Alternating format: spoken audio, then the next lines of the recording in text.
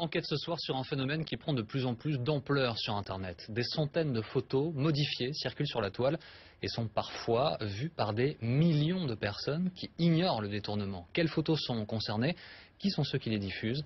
Les manipulateurs du net. Grand angle reportage, Thibaut Dupont avec Sophie Herbet et Myriam Alma. C'est une photo qui a fait le tour du net. Des policiers braqués par deux jeunes en scooter. Tout a l'air vrai. L'arme, la voiture, l'uniforme. La photo est d'ailleurs accompagnée de commentaires indignés. C'est beau l'intégration. Pas de casque et il menace la police d'une arme. Ras-le-bol. Selon la légende, cette photo a été prise dans une cité, au quartier du Bois-l'Abbé, à Champigny-sur-Marne.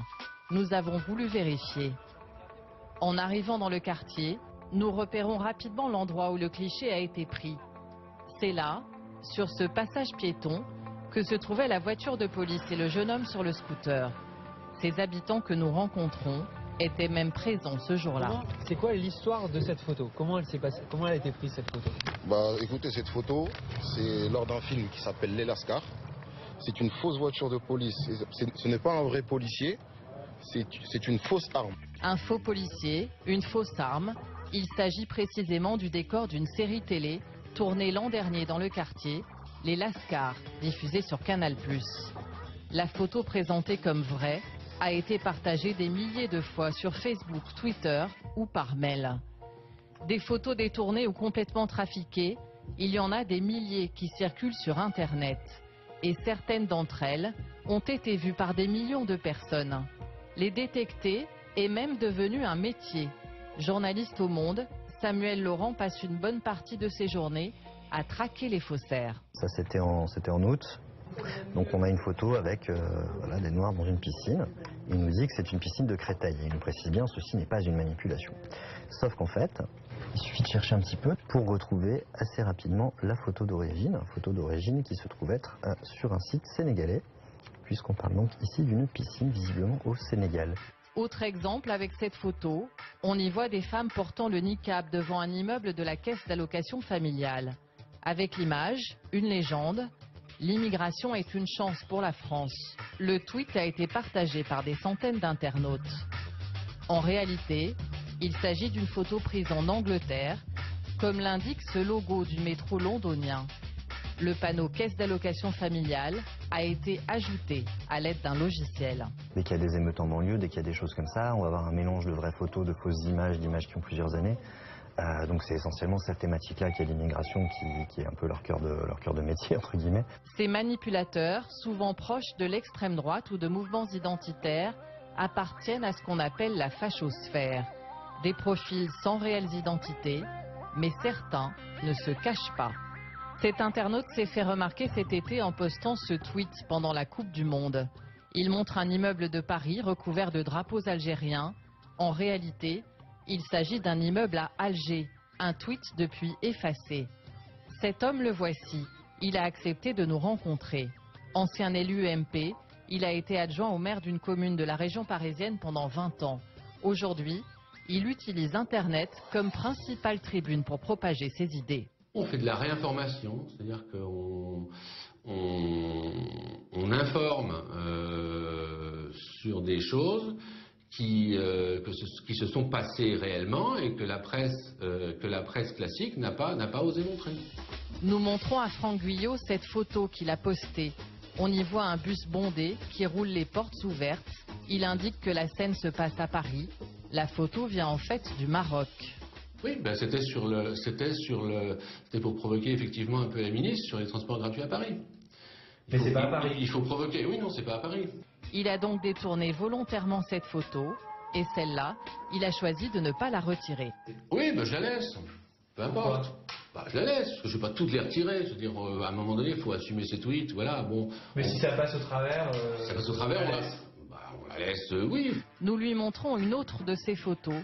Postée au mois d'août, on y voit une file de personnes toutes de couleur avec des caddies remplis d'écrans plasma.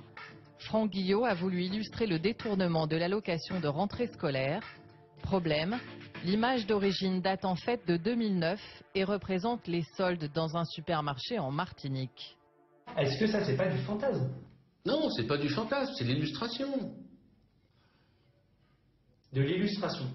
L'illustration, c'est l'illustration de ce qui un peu qui se produit dans la réalité. Est-ce que dans cette bataille d'idées, tous les coups sont permis? Oui, en politique, tous les coups sont permis. Sur son profil, Franck Guillot se présente comme membre de l'UMP, appartenant au courant de la droite populaire. Une manière de crédibiliser ses messages. Le fait qu'il y ait une signature, qu'il y ait quelqu'un qui dise « je suis politicien » ou « je suis journaliste » et donc cela me donne le droit d'affirmer que ceci est vrai ou que ceci est faux, est un véritable, comment dire, accélérateur à la diffusion des rumeurs. Autre exemple, à l'origine de propagation de rumeurs, cette déclaration de Laurent Wauquiez. Aujourd'hui, un couple qui ne travaille pas, qui est au RSA, en cumulant les différents systèmes de minima sociaux, peut gagner plus qu'un couple dans lequel il y a une personne qui travaille au SMIC.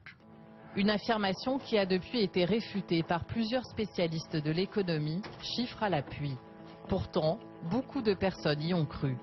Pour appuyer cette thèse, cet ingénieur de 50 ans avait même créé et diffusé un tableau comparatif sur le net. D'un côté, les revenus et dépenses d'une famille au RSA, de l'autre, ceux d'une famille qui travaille. Ce tableau s'était propagé en un éclair. Dans la demi-heure qui suivait, j'approchais les 1000 partages, chose qui m'était jamais arrivée. Dans les 2 heures qui ont suivi, j'étais pratiquement à 5000 et en moins de 48 heures, j'étais arrivé à plus de 100 000 partages.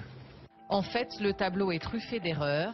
En réalité, il reste plus d'argent à la fin de chaque mois à la famille au SMIC qu'à la famille au RSA. Quand j'ai vu le tableau corrigé, j'ai regardé un peu. Bon, je suis plus ou moins d'accord avec ce qu'il y a, mais c'est vrai que bon, j'ai additionné ça de façon brute. L'ingénieur ne l'a pas pour autant retiré. Le tableau continue de circuler sur Internet. Mais le champion de la désinformation reste Thierry Meyssan, l'homme qui a écrit un livre qui remet en cause le 11 septembre, un best-seller traduit dans 28 langues. Cet été, il a encore frappé. Pour faire croire que les États-Unis sont complices de l'État islamique, il poste cette photo. On y voit un homme désigné comme al-Baghdadi, le chef de l'État islamique, en compagnie du sénateur américain John McCain. Sur cette radio francophone, il s'explique. Ceci est désormais prouvé d'une manière certaine, puisque nous avons des photographies montrant M. al-Baghdadi. Il recevait à Idlib le sénateur John McCain. La photo existe. Mais le soi-disant chef de Daesh est en fait Abou, un habitant de la banlieue d'Alep. C'était notre traducteur lors d'un reportage en Syrie. Difficile à contrer, ce genre de manipulation est pourtant condamnable. En France, la création ou la diffusion de fausses nouvelles est une infraction. On peut risquer jusqu'à 45 000 € d'amende.